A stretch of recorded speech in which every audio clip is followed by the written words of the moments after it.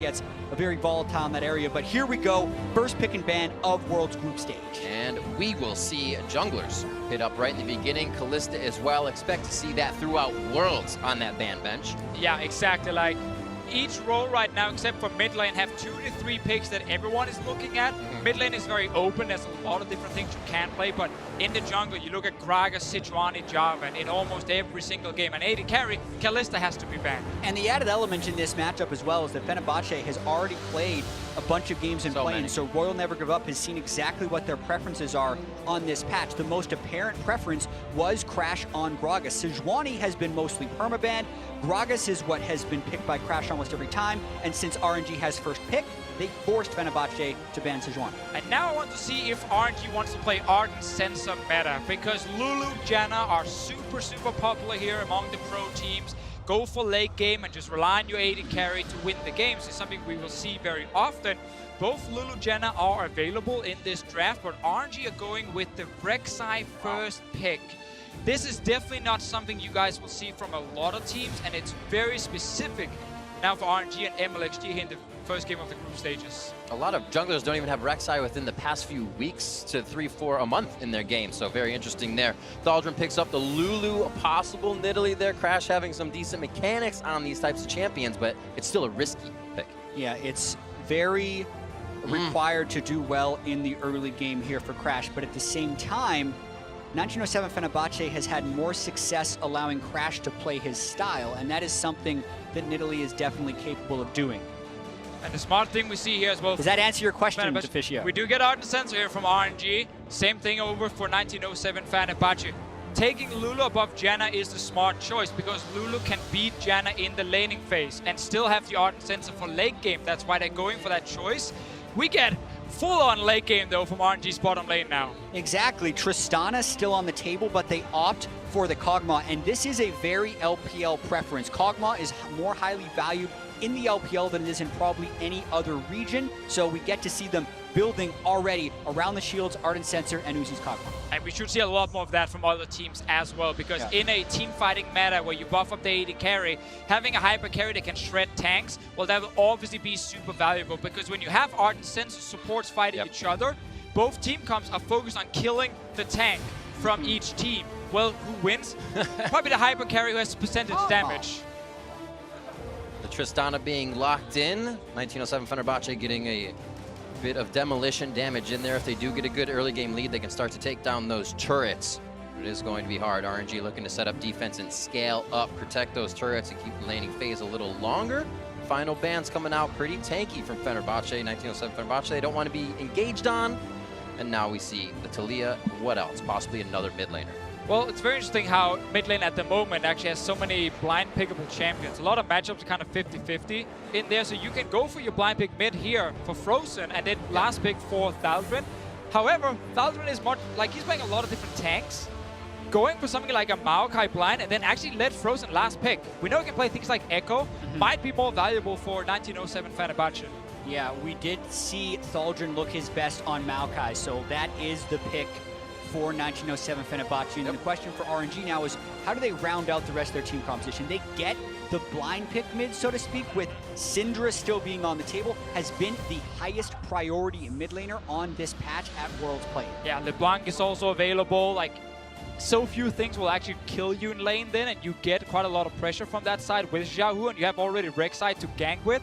So LeBlanc would definitely work for RNG as well. But yeah, you said Syndra, Orianna is a thing as well. Taliyah's banning this thing again. Oh, okay, we get a blind Rise here. So I love Rise on this patch, specifically when you're building Abyssal Mask. As long as you're not dying before you can build the magic resist, you can start controlling that lane. And additionally, we talk a lot about why Rise can particularly be good in pro play. It's for the reliability. You get your root onto the enemy mid laner as the Rek'Sai is coming in, and you can manufacture plays. That's why we see Frozen picking Cleanse, but we talk about Xiaohu so much being the MVP of the LPL, and RNG has built a composition around their strengths. Uzi on the Kog'Maw with a bunch of protection, and also Rek'Sai to help camp mid lane for Rise. Yeah, 1907 here Fenerbahçe, they have to win the bottom lane. Lulu Tristana is a very good early lane. They need to pressure the Janna and then have Crash play around that lane with the Nidalee. See if they can snowball against Uzi and Ming. Winning mid lane will be difficult. Winning top lane with the Maokai is not really going to happen. It's on Patton down in that bottom lane with Tristana to do well early on. Interestingly enough, Ming bringing in his first competitive play, Janna. I know through the summer, I believe through the spring as well, since it wasn't even really seen there. So obviously playing it, but bringing it out on the table for the first time with Uzi here in the group stage. Going to be very interesting how they go lane to lane with Patton and Japone. Heading into the game, hashtag RNG win, hashtag FB win for 1907 Fenerbahçe. And we're about to see how the team, screaming through play-ins, is going to be able to do on the big international stage. Yeah, it's just about to take off, and I can't wait to see a couple of things here in the early game, specifically how the bottom lane will do, Uzi versus Patton with the giant CS discrepancies, but also, will MLXG manufacture First Blood once again? RNG gets it in 70% of their games. Additionally, with the Rek'Sai, it is very good at the early game. Yes, this is exactly why a team like RNG can first pick that Rek'Sai, because it gives early pressure. Late game is not great from a Rek'Sai, you just a meat shield, but early on, good clear into very good early ganks. Yeah, another thing to point out about the draft phase as we get in. For 1907 Fenerbahçe, everyone except Crash actually has their most played champion from Worlds play-in. So as much as RNG gets to scout them, they did scout them, say we've seen the best you've got, and they don't care if they give it to them because RNG thinks they can beat them. Another thing also to highlight with the level 1 items is Relic Shield on Patton. Now we have seen this, in the last few months from different AD carries. Often when I see Ardent Sensor supports versus each other, both AD carries actually go for Relic Shield because you do not want to fall behind in the race for completing Ardent Sensor.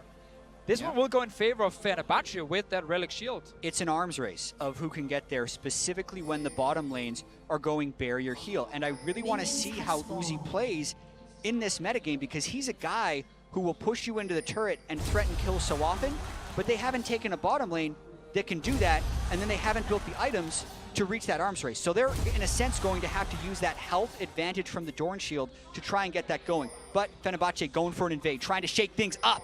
They feel they need to make something happen early if they can get the upper hand here. Glitter lands through the entire team. MLXG flashing forward. Already took damage from before. One more shot. First Blood gonna come in. It goes to Crash on his jungle Nidalee.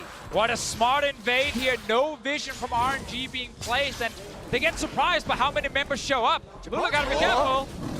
Gotta be careful. This extends into the laning phase. They may not be able to purchase here, but let's see how they started off. Well, we had the first blood question. That's been answered, and it did not go to RNG. Crash getting that first kill on Nidalee could have some huge implications coming through in this game. He doesn't have the large experience advantage because they didn't actually steal the buff, but they did get that first blood goal, which would impact him on his first recall. Exactly. It's about the gold for him because MLXG will make it back here. We see the blue buff being killed by Crash in just a few seconds, but he's not too far ahead in terms of the clear speed at the moment. Yeah, I think he'll get there, though. We know Nidalee clears faster than the Rek'Sai. But to talk about that first blood play one more time, you have to call out RNG a little bit for either not having the right forward wards or not having the proper scouting because they got over-invaded there 3 versus 4. There's also a move I was wondering if it mattered. When MLXG took that hit, Xiaohu routed up to stand where MLXG was, meaning Ryze was farther away from that red engage and it could have had a different positioning if MLXG hadn't taken that early Nidalee damage. Good start here for 1907 Fenerbahçe. This game though, when RNG is drafted, the Cho'Gath up in the top lane, we know they're looking to go late game. They have the Hyper Carrier and Uzi. Like, this RNG team, funny enough in this game, do not need to snowball early on, despite that being one of their main strengths. And that was one thing that we actually saw from a different LPL team in the play-in, Team WE, picking very late game compositions against a lot of the emerging region teams. And although it was very shaky in some games, they did win every single one. Look at this one. Sees Crash is very low, no flashes up on either side. Very close. MLXG knowing with the lane push, with Xiaohu coming back, they can get in the face of Crash, and they need to figure out where he is to slow him down, doing just that. And at this point here, Crash is only slightly ahead in experience of MLXG. Might see another fight here on the top side. MLXG undeterred by the first blood because he knows Crash hasn't shopped yet, so it actually doesn't matter as far as this room goes, and he has the health advantage. Friendly farming. Yeah, some friendly farming as Thaldrin is in lane with full health, so can't get too crazy if you're MLXG. can easily tunnel away. That's why there's no real aggression towards him. Let me with a good push on his. And they may be able to dip into the jungle here if he finds Crash once more. MLXG is just being a nuisance so well right now to Crash's jungle. We have to remember there are still camps for MLXG to kill on his side. Yeah. Blue buff is there, Grump is there, the Croc's down in the bottom. Nothing on top side, so Crash needs to go back to base. MLXG can go back to farming. He's gonna be happy enough. Yeah, you can see RNG trying to get control back into this game where they are massive favorites by getting those deep wards, but they didn't manufacture any plays, and those deep wards have already expired. So really, it's just more good news for the early game of 1907 Fenerbahçe. Aggression from Uzi. Seems like they wanted to get some damage on. They definitely have the health advantage. They could go for a head-to-head a little bit. Crash is heading down towards the bot side to finally uneven the CS in this lane. We'll see if he can do This it. is a really smart gank by Crash. One hit, dodges the spear. Nice job by Uzi. Steady mind as he goes into this fight. Knows Ming's there to help him. Low on mana, but they're still going to go for the fight as they see Fenerbahçe lower. Yeah, it was a really smart gank by Crash because the probability of a counter gank was extremely low, knowing how long MLXD had spent in the top side jungle and would probably go back to clear his blue side. However, the execution is what faltered. They didn't have any polymorph or pre-CC to help the spear land. The spear also missed, and they actually ended up losing that actual health trade in 2v3. Luckily for Crash, he was just also kind of waiting for his camps to respawn. He was like, I have nothing to do on the map. I guess I'm just ganking something, hoping he could force a summoner, but he's back now. He's once again clearing everything. MLXG not been able to find any early ganks. As we said, you know, before the game started, this is the kind of jungler who can go for level 2 ganks, then level 3, then level 4, skip camps to just get his lanes ahead. In this game here, because they have so much scaling on their side, he does not feel forced to do it, and he's actually just right now playing a very standard jungle game and not looking to be over-aggressive. Nice denial there to Xiao Hu. His ward goes to waste for the moment, but it could be coming right back at Crash as they have seen he's placed one there and is on the bottom side of the map.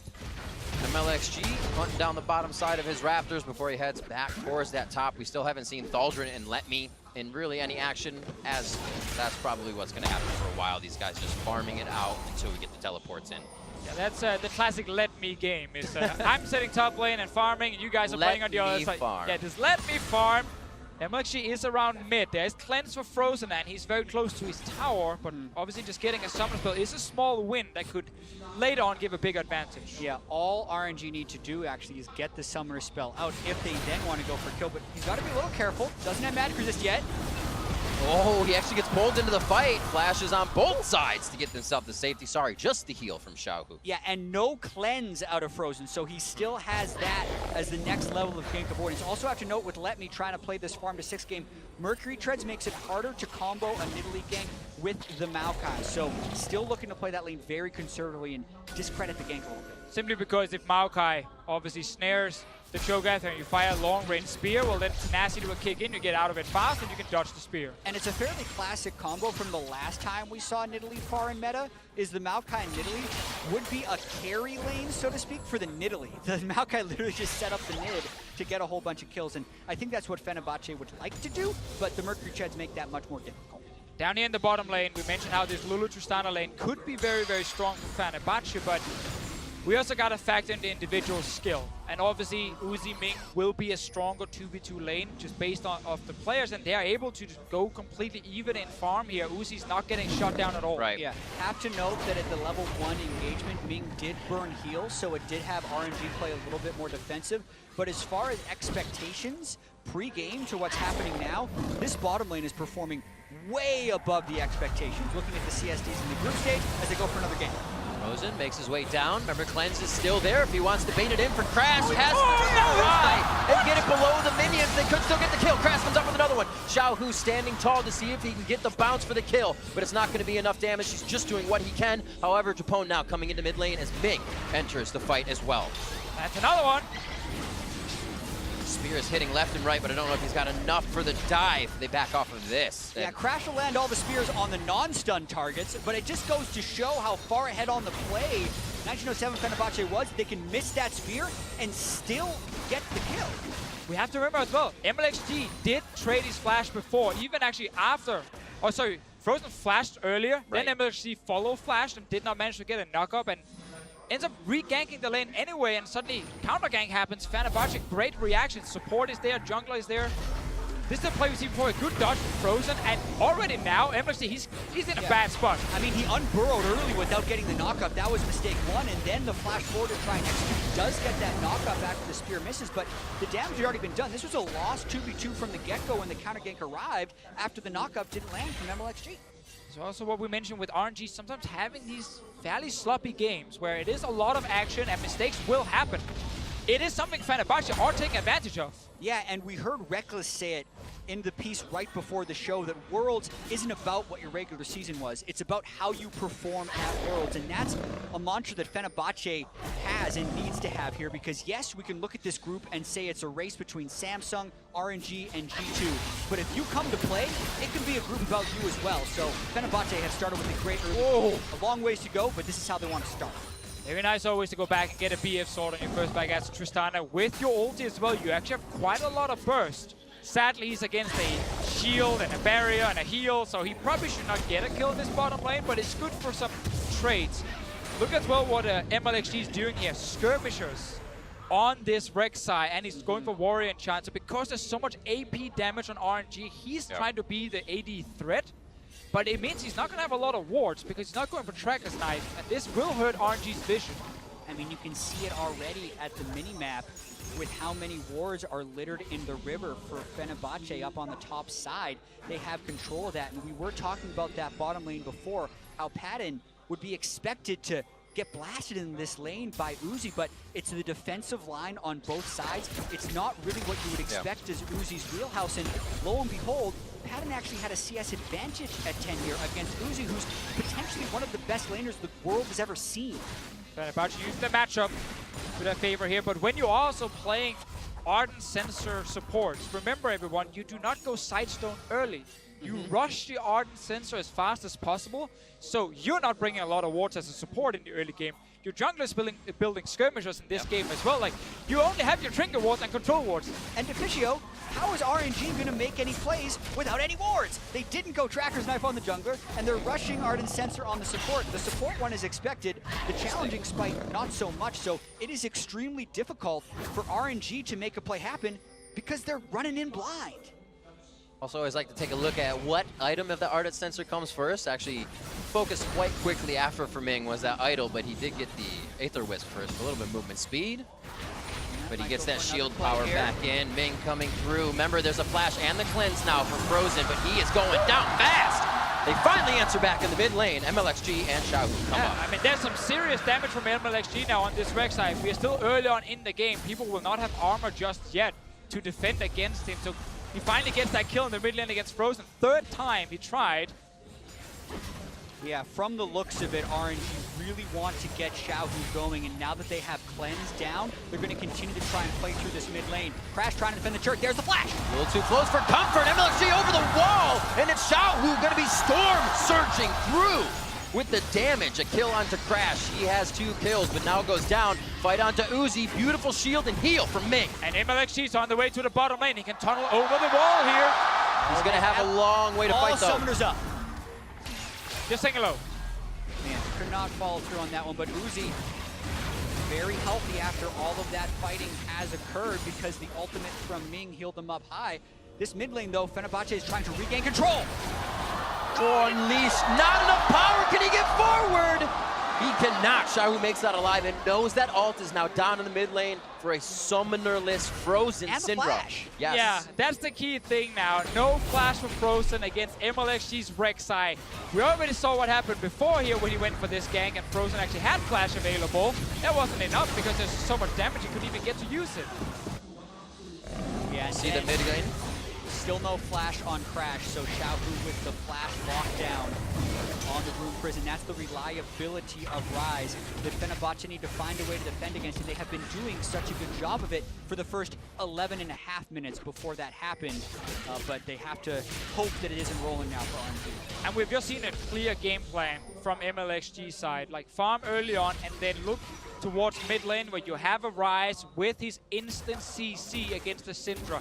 That's the lane you're camping. Don't go down to Uzi just yet. Let him just farm. Same for Cho'Gath in top lane.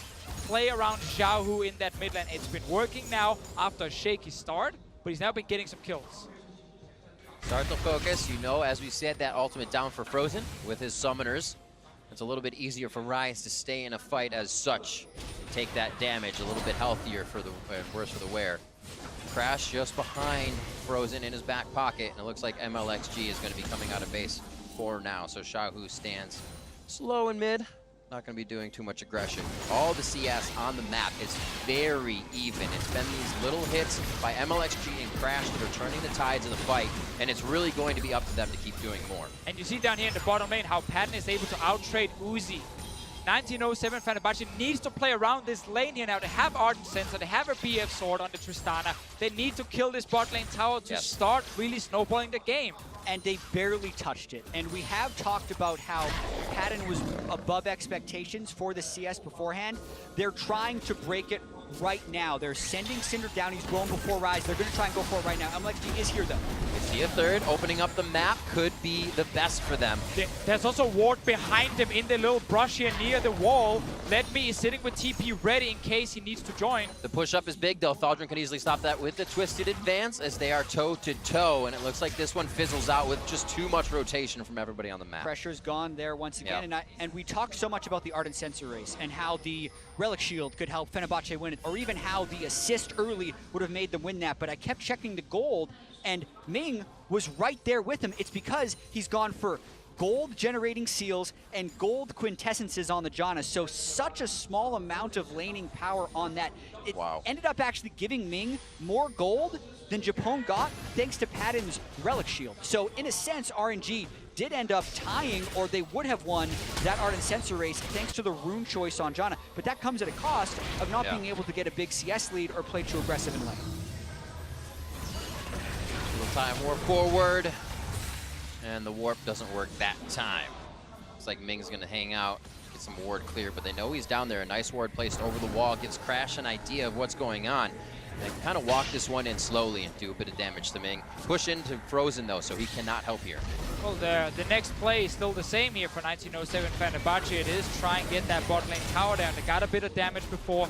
Ideally, you can push out your mid lane first so the Syndra can roam before the Rise, and you can actually go down with 4 members to really hit that tower.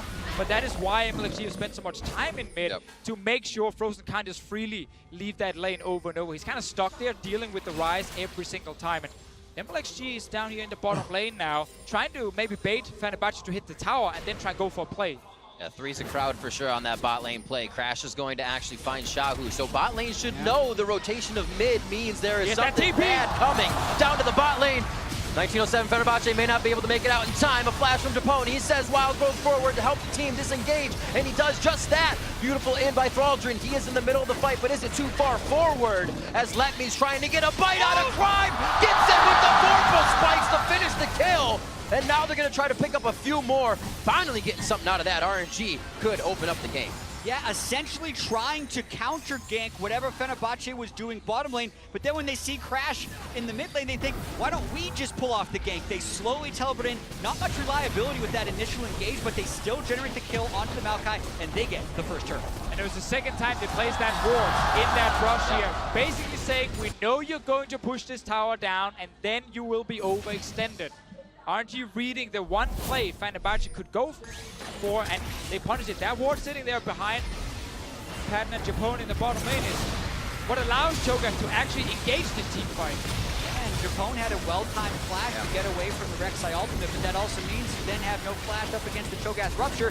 Thaldrun ends up flying in to try and save the day, but he gets low enough that Feast plus Vorpal spikes end up picking up the kill onto Thaldrun. So pretty narrow margins here for RNG, and this is definitely not the type of performance I think you would expect from a team that has been so hyped out of the LPL, but they have started to regain control of this game. But that's also the very interesting thing about the meta coming into Worlds, where we have more of these Ardent Sensor late game comps. So even teams that are used to playing very focused around early game and really get a big advantage will have to adapt and change that style a little bit. Like, you can't have Uzi win his lane on this hyper carry with a Janna who needs to just sit back and farm. You have to then of course change a little bit in how you're playing. Now he has a Rage Blade completed, he has full ranks in his W, so Uzi is going to deal some serious damage already at this point. Yeah, and a deprioritization of Dragon there for RNG ends up netting them a full turret for 0 plus the Rift Herald. We'll have to see whether that costs them later. They're basically banking on this not going into an Elder Dragon type game and trying to win before that. I love the call. I think getting down early towers is so much more valuable when you have scaling champions that need the gold for items. It's a Cloud Drake as well you're giving away, won't affect the scaling on Fenerbahce's side, so this was definitely a win for RNG. They just need to get down this mid lane tower now, so Frozen on this Syndra never feels safe in lane because MLXG can always gank him. Yeah, and that kind of going in blind early game that RNG suffered through with the challenging Smite and the Ardent Sensor Rush is over now. Look at the number of control wards they're purchasing. 3 in the inventory of Xiaohu, as well as a completely upgraded Ancient Coin, so Ming can carry 4 wards. They're starting to get some of that vision back, plus they now have the gold lead and a tower advantage. It warms my cold heart to see RNG invest in control wards, because when you're VOD reviewing RNG, there's quite some games where the Doran's Blade and the Cole and, you know, these kind of items are sitting above the control wards in priority. As a play-by-play, sometimes you sigh because it means less fighting. They know where the team is, but for RNG, maybe more. Exactly.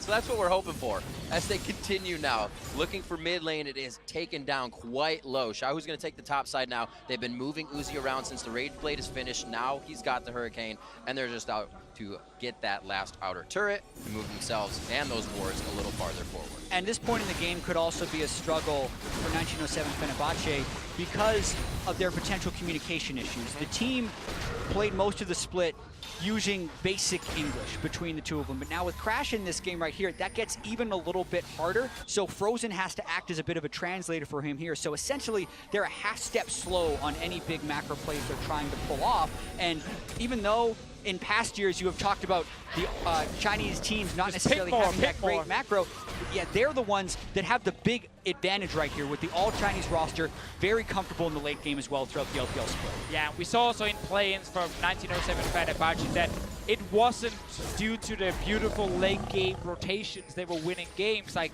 it was down to big late game team fights and these like really big carry performances. Baron Steals was definitely in there as well. They're going to try and find the support here. Oh, nice flash there. Chupone getting himself to safety. And it looks like the Wild Growth will also keep him a bit healthy, long enough to stay and give a few more whimsies and shields to the team. They're going to try to protect mid, but this becomes much scarier, knowing that ult is down, knowing his summoners are down. Exactly. He has led me as well with the right exploring. Just had to scare him off the turret. That's all that was necessary, and they have 1907 Fenerbahce contained right here. They're just threatening enough with their front line and back line. And when we talked about the construction of these team compositions in the draft phase, this is the point of the game that RNG was building towards. The Rage Blade on the Kog'Maw, as well as the Ardent Sensor Janna, and the front to back nature of these team fights with tanks in front and the damage dealers trying to burn through the tanks. RNG's team composition does that better, which is why 1907 Fenerbahce is ceding so much ground. Exactly. Like, we do not have really tanky junglers in this game like we normally would see with these kind of drafts, because there's an Italy on one side and then this full 80 Rex on the other one. But the Joker versus the Maokai, they're both very tanky here, but the extra % damage for Uzi, the Rage Blade is going to stack up so quickly with the Hurricane and everything, and the shield is getting the Ardent Sensor. Like, it just makes him such a massive carry. Crash is not going to stop him. Frozen can't one-shot him because of Janna being next to him and the barrier. It gets really difficult for Fenerbahce unless Patton can actually kill this Joker first. And there is a world where this game goes to 45 minutes. Oh, yeah. And I feel like a 6-item Tristana actually has better multipliers than a Kog'Maw who's gone with these somewhat on-hit builds. And then you take into effect that the Nidalee can also increase the attack speed even more of the Trist. And you could see Patton getting some insane team fights like he did in the play-in, where he had 25 more kills than the next closest player in the play-in stage. His team fighting was spectacular in a lot of cases. It's just going to be really difficult for them to get to that point, as RNG holds a lot of advantages right now. Those are also going to be some big heals from Crash with that Athene's coming out. The AD carry is going to have a little more weight put on them here. It was about the junglers in the early game of MLXG and Crash, but now it starts to go more across the board as the map has spread out. Padden getting himself to safety as he does not have time to mess around in mid lane by himself. 1907 Fenerbahçe is a little too spread out right now, feeling good. But we do see that RNG are not running like a ton of hard engage, so despite finding the AD carry in the mid lane, they can't actually force the fight onto him. Like, he just jumps away, uses his ult, didn't have to use flash. RNG will have to bait around objectives, Baron being the big one, and that's what you can do with these comps that are lacking the easy hard engage, but you still have options to Righteous Glory in, TP from behind with the Cho'Gath, and otherwise just take the Baron. Exactly, and they don't have to worry as much about Baron steals, even though they can definitely happen, because RNG has the Cho'Gath, who has a larger true damage spike than anyone else is capable of in this game, so that makes it a slightly more reliable force if they choose to play around that and continue to try and choke out the vision with all of their control points. Uzi purchase as well. Is going for something that he can stay alive, something he can be a star in as well. That Quicksilver Sash, very quick, coming out as his third item. And he says, you know, I have a lot of safety, but I also want to be able to play like an all-star if I have to. Yeah, I think the main reason he's going for it here is not like because he's so afraid of a Maokai CC. It's also the fact there's so much magic damage on Fenerbahce's side. As well. It generally just is a good defensive buy for him because he knows he has enough damage. And he just needs a little bit more tankiness. Basically, Frozen is going to try and combo him every time. Yeah, Uzi always feels his ability to outplay with QSS will trump anything else. I think from a math perspective, the Wit's End would have been the correct choice here because he would have gotten the magic resist, has the protection of the Janna, and then also would have done more damage. But you can definitely understand the logic of wanting to QSS out of a Syndra stun or a Maokai route to make sure he doesn't get hit by the follow-up CC. Double bonus. Let me getting bigger and bigger here. We saw that RNG's longest average game time here out of groups being around 37 minutes. That's great for a Cho'Gath. I mean, we said the Tristana will get big, but he is going to get big up into that point where she can shred him down. And if Let Me can start chewing down on Thaldrin, there's not much health from the rest of the members of 1907 Fenerbahçe to be in that fight. I really want to see MLXG get some tanky items now, though. Like, he's so squishy in the front, and none of these team fights are about bursting someone super quickly. Like, you won't get to these carries easily, so fights will be a little bit longer. And based on AD carries getting a lot of auto attacks off, this Rek'Sai will only add value when he jumps in first, does a bit of burst damage, and then he's going to die pretty quickly. Do you consider Guardian Angel a defensive item? I do, yeah. That's what's next. BF Sword first. I've seen this build a few times. Contracts ended up doing it in the regional qualifier final. And I imagine with the increased priority on Rek'Sai in the draft phase being about the 5th priority jungler, that's common. And there you go, BF Sword first. First he got the last whisper, was like, no, wait, Jet is calling for the GA. I will sell this, and he's going for the must get it quote-unquote tankiness, which of course it does offer some with the armor and the fact BF Sword's a tank item if you believe in it. Funny crash now. It looks like it's going to be building up even more damage. A little penetration is going to be the next item. Void Staff if he decides to finish that up. And Uzi would not last long at this point. Wow. With that amount of damage coming in. All right, Uzi's going but they got to get to him. That's the whole story of this. That backline, the front line has to get to the back line. It's very hard on both teams with Capone on Lulu, Ming on the Janna. And those guys haven't even really been bringing out the saves just yet. We haven't seen the big fights happen. I mean, obviously with Uzi now going for Hex Drinker, again, it's the same thing. He's looking at, you know, Maokai damage, Nidalee damage, the Syndra damage, like so much magic coming in. And those are the guys hitting him. But it's also because no one is building like Locket for him for extra shielding just yet, at least. And he probably feels like, again, he has enough damage, but it does still give Pat more of a chance to become a big hero in the late game, that he will soon have 3 items. And with all these defensive choices, Uzi's damage is not as high as it could be. Exactly. He's trying to prevent the instance where Frozen stacks up a bunch of Dark Spheres, flashes, presses R on him, and then his barrier isn't enough to keep him alive. Like, that's what he's fearful of. But in going so defensive, I think you actually incur an even larger risk of not being able to kill the front line and getting out carried. Got to see how this plays out, or if RNG can get a pick. It's the same deal again here where RNG are not running hard engage. So they need to force Fenerbahçe to move into this river here and contest the Baron if they want to take a fight. And then MLXG can tunnel over the wall. Let Me can Righteous Glory in from the side and they can actually start the fight. But right now they're not actually starting the Baron. Exactly, and it's because they haven't taken deep enough control of the jungle of 1907 Fenerbahçe. The control ward that Fenerbahçe has at their red buff has been there for the past 5 minutes. And as long as they can walk freely through that brush, they can get wards into the Baron pit and safely check it. And that's the cycle that they have consistently been running for 3 minutes, as this game feels very stalled out. I think at this point you go for the side lanes, you play ring around the Rise, you get them pushed up to at least a second tier, and you round back to the Baron. Yeah, and that's a great point, Riv, how they have the Realm Warp that has not been utilized, and you can pull off a bunch of stuff, moving from top turret to Baron to really change the state of the game. They're going to use it to try and kill Frozen. Flash and flash, there is the Realm Warp, they use it. Frozen goes down, and Uzi gets on the board with a kill. Oh, Chapone gonna get chomped down here. Wild Growth is there. Pretty Looks like low. He's gonna use it to stuff himself up. Oh, the shot coming in. Uzi's gonna get himself another one very fast, and this is that second tier. Yeah. They need to start pushing. And Patton has opted to try and race mid lane. He might be able to trade a turret, but losing control of this side of the map endangers Baron even more, because this is exactly the range. From about where Xiaohu is now to Baron pit is the max Realm Warp range, so they have so much more ground to play with when they try and force Baron. But this trade actually isn't ending. They're going to lose the inhibitor. Yeah, because Patton is still pushing right now, and they know exactly where they're going for more. If they can take out Thaldrin, this is going to be very bad. The tankiest one in the team is actually going down very fast. His RNG are putting some finishing touches on the top side inhibitor. Looks like they'll exit apps with this as no other lanes are pushed. But what a play. 1907 Fenerbahçe actually had very good defensive vision, but if you guys look at the minimap, you will notice that just at the top side where the Janna is now, that's the only place Fenerbahçe did not have any wards. That was the one entrance RNG found to surprise Frozen in that top lane and kill him early on. They were actually defending so well until that point, but RNG just snuck their way in. One kill led into 2 kills, and suddenly multiple towers went down, and now they're getting super minions.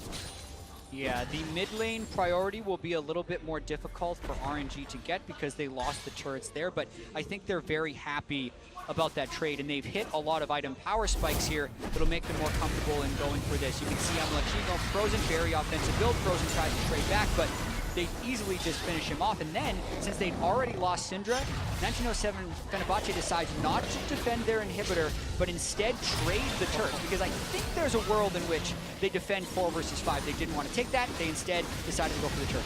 I think they're also expecting RNG after this tower goes down to just go to Baron. Yeah, back off and go to Baron. Then Patton is in a good position to join a potential fight, but that didn't happen. Bot lane right now, Thaldrin is potentially overextended. No flash. Just gotta get the knockout. This is the Bramble Smash on Letme, which means he's silenced. He's knocked up from the Rupture. He tries to keep him in range long enough, but Letme is basically healing under the damage of 1907 Fenerbahçe. Twice now where RNG, instead of playing around the Baron itself, are finding 2 members in the side lanes trying to push out the lanes. Yep.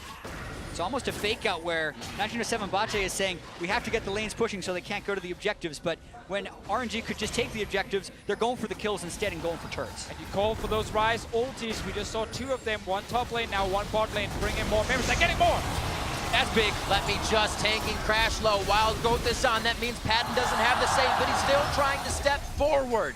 Always seeing Patton trying to make the move, but they may be too far behind now. The second tier going down, finds himself back to the back line, but still, they can't find the damage necessary to slow down RNG. Yeah, clutch rocket jump there by Patton to time it with the knockup of Rek'Sai and not have that turn into a disaster with 2 lost inhibitors, but they still lost Crash, they've lost the turret, and now RNG, knowing the enemy jungler is down and their Cho'Gath's feast is up, are going straight for Baron.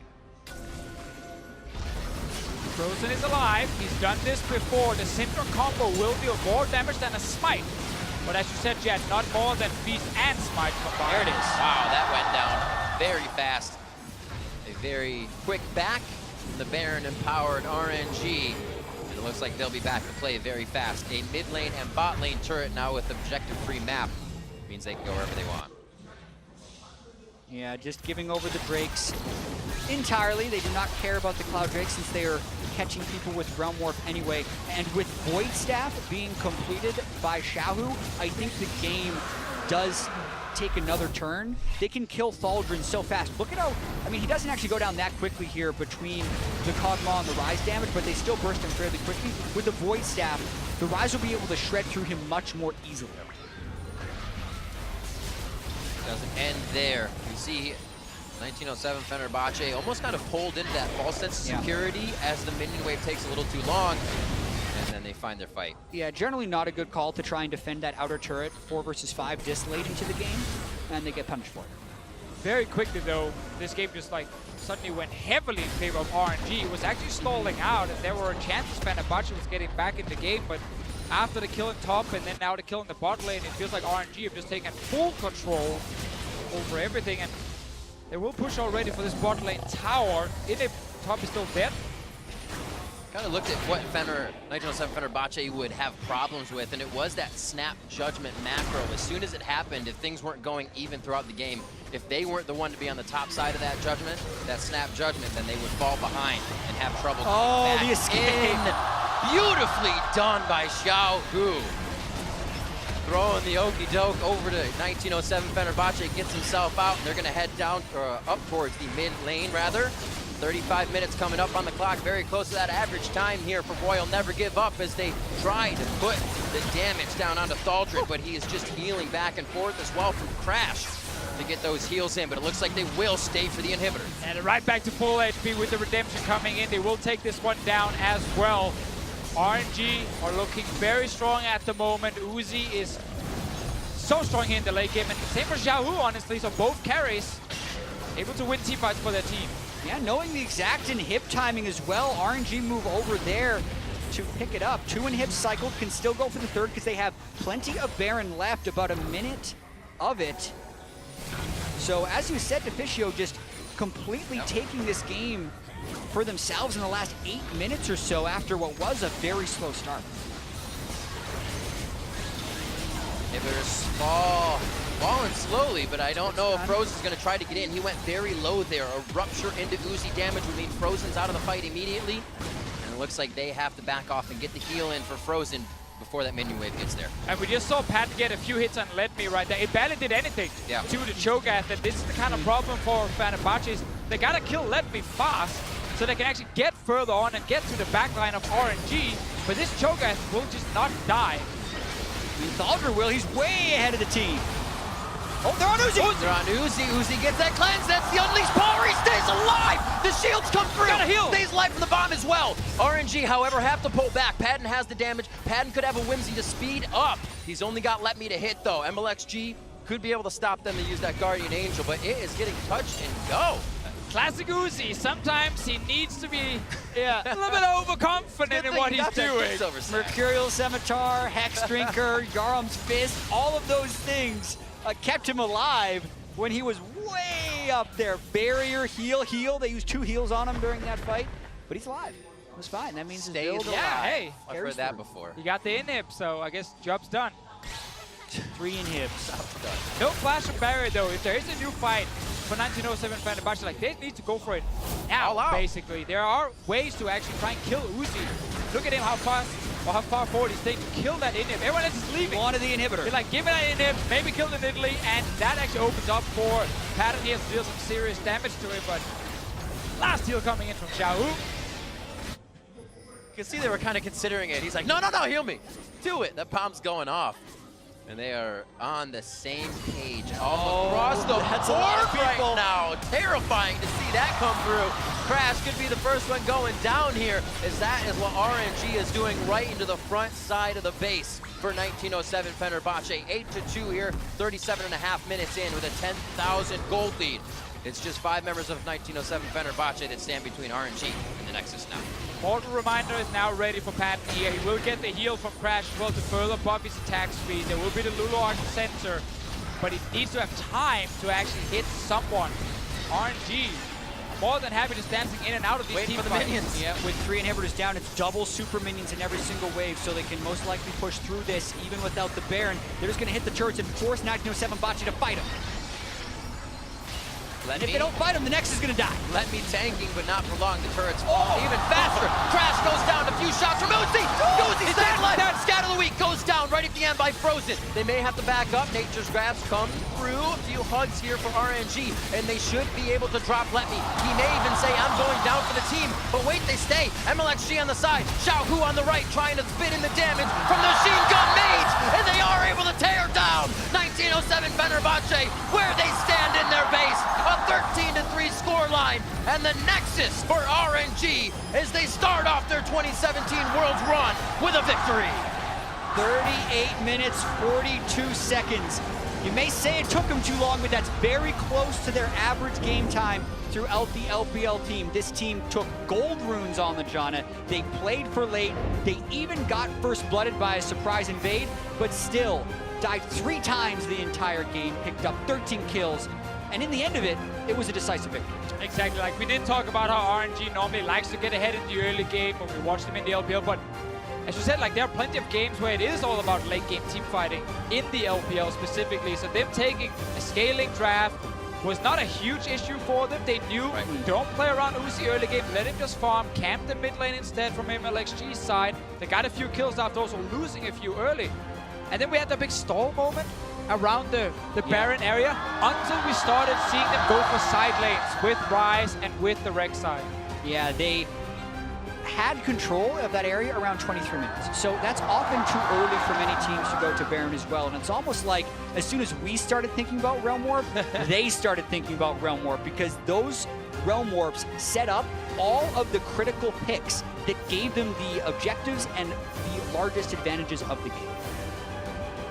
Nicely done all around the map as well. From 1907 Fenerbahçe's side, we did not expect the bot lane to go as even as it did throughout the game. We expected at least to be a deficit for Padden and Japone to show weakness in that lane, and I think they showed way better than expected, and it could make an impact on the group. We said if anybody drops a game to these guys, it's very interesting. I mean, that's why I like the decision in the draft from 1907 Fenerbahçe to go for a very strong 2v2 lane to try and make sure they don't just get completely destroyed by Uzi. And it's those kind of decisions we should see more from Fenerbahçe during this group stage here, because they're not going to play other teams that will, you know, also have very strong bot lanes. Like there's Sven and Mithi in this group, Ruler, Core, JJ as well. Like, none of these 2v2 lanes are going to be easy for Padden. Yeah. And he needs to make sure he at least stays even. And I also think it's a very interesting meta for bottom lane, especially when we're trying to evaluate it with CSDs at 10, when you have people taking culls and relic shields and gold runes to try and hit these mid-game power spikes. We should really be judging it of how effectively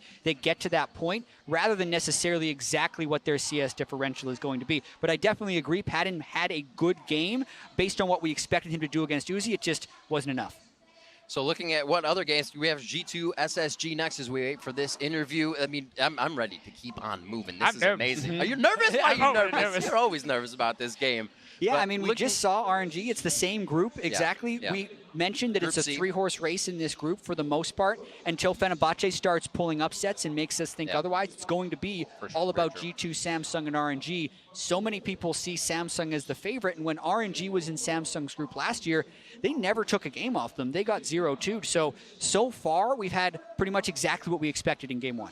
Yeah, exactly. Like, I'm actually slightly surprised that 1907 Fenerbahçe had such a good early game against RNG. People look at the scoreboard and say 13-3, it was a stomp, but actually the game was very even until like that 30-minute mark. At the end. Yeah, towards the end was where we started getting the huge advantage for RNG. Up until that point, it felt like it was basically an even game between the teams, and that is a little bit surprising to me, because I thought RNG would actually really take down Fenerbahçe quickly, but obviously they had a scaling comp, so they were waiting for the right moment. Well, let's see what they had to say. For more on how RNG secured that first win, let's head over to Shocks for a word with their mid laner.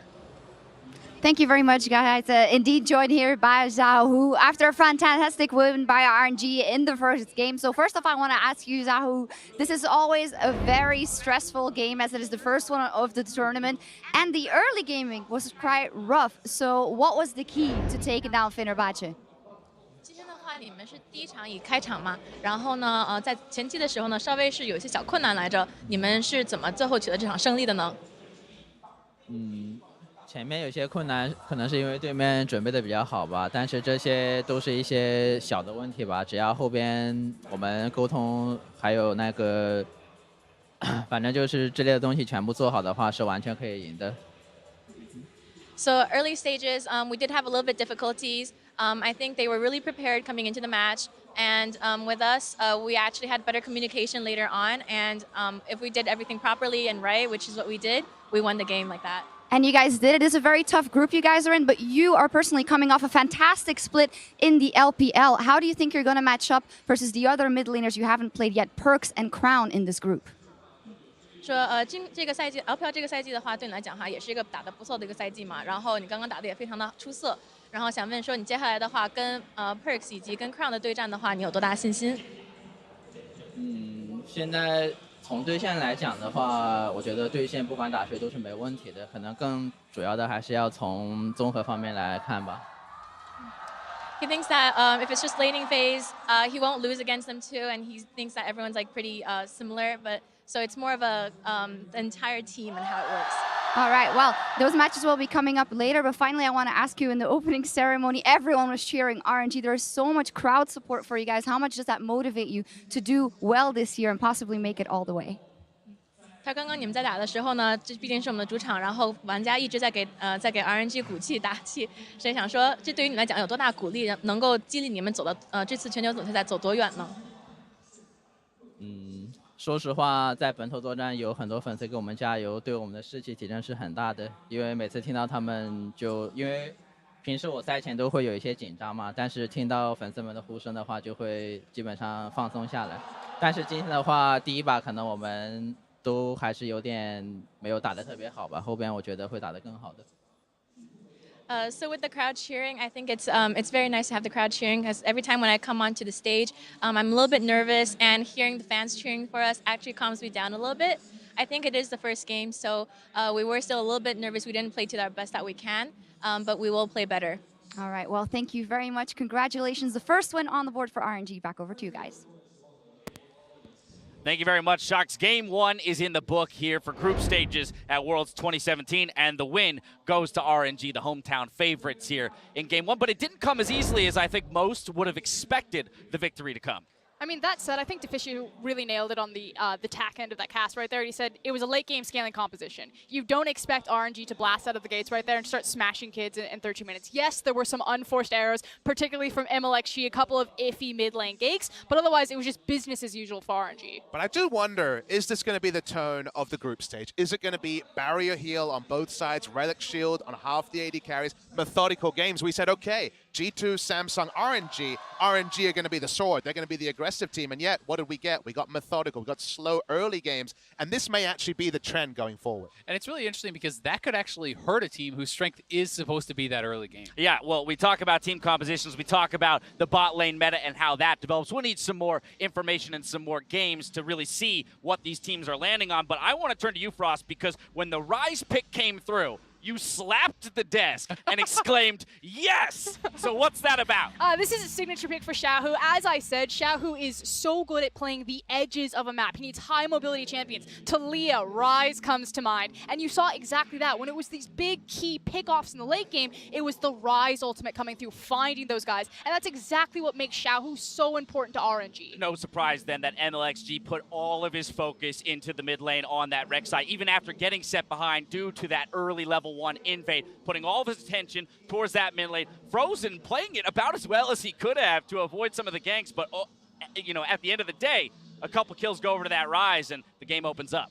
At the end of the day, when you see a comp like this, when it is the Rise and the Rek'Sai, it's going to be mid lane priority. It's the instant snare into the knockup, the flash available most of the time. It's a very reliable play, and when everyone's running heal barrier, Janna, disengage bot lane, this is the lane you go to. And some of this was able to be set up by the fact that he was so aggressive in the jungle of Fenerbahçe. He's able to get in there. He's taking away camps from Crash. You know, after dying at level 1, he's the one bullying him out of his own jungle, really allowing them to kind of get that mid priority. And this is classic MLXG. And when you look back at the compositions, like you said, it makes sense. It's going to be the Rise, the Rek'Sai.